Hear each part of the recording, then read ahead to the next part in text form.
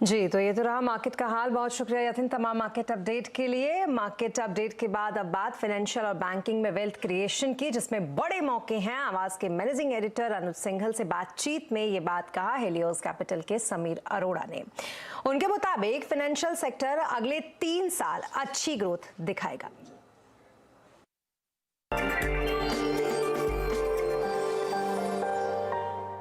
तो इस समय रिस्क रिवॉर्ड कहाँ फेवरेबल है समीर? अगर यहाँ से किसी को फ्रेश पैसा डालना है, आप फ्रेश पैसा कहाँ डाल रहे हैं इस समय? तो हम मोस्टली फाइनेंशियल्स में डालते हैं। हमने छोटे बैंक्स भी लिए हैं, तो हमारे पास खाली HDFC बैंक नहीं है, हमारे पास HDFC, ICICI और स्टेट बैंक तो नियरली सेम वेट के हैं, मतलब 7% टाइप ईच।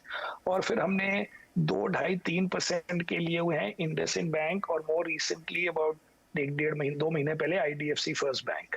तो उसमें सबसे आसान मुझे लगता है कि बैंक्स में लेना, क्योंकि बैंक्स की जो बड़ी प्रॉब्लम्स थी वो खत्म हो गई हैं, NPA प्रॉब्लम खत्म हो गई है। उन्होंने नए ऐसे लोन दिए नहीं कॉर्पोरेट सेक्टर को जो कभी अटके, बिकॉज नॉर्मली ये कॉर्पोरेट साइकिल में प्रॉब्लम्स होती थी।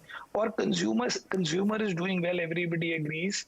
And basically when a financial sector is strong in the sense कि वो पुराना बैगेज नहीं कैरी कर रहा NPAs का, तब नेक्स्ट 2-3 साल वो आराम से ग्रो कर सकते हैं। प्लस अगर आप उनकी वैल्यूएशन देखें compare to the last 5 year 10 year average, कोई री रेटिंग ज्यादा नहीं हुई है, खाली अर्निंग्स ग्रोथ ही मिली है आपको। सो अर्निंग्स ग्रोथ अगर स्टॉक प्राइस में कन्वर्ट हो, that is the easiest thing to bye.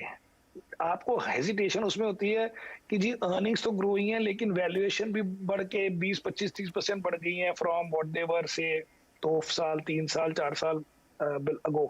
Financial में ऐसे नहीं लगता, तो इसलिए फाइनेंशियल इज मोस्ट कंफर्टिंग।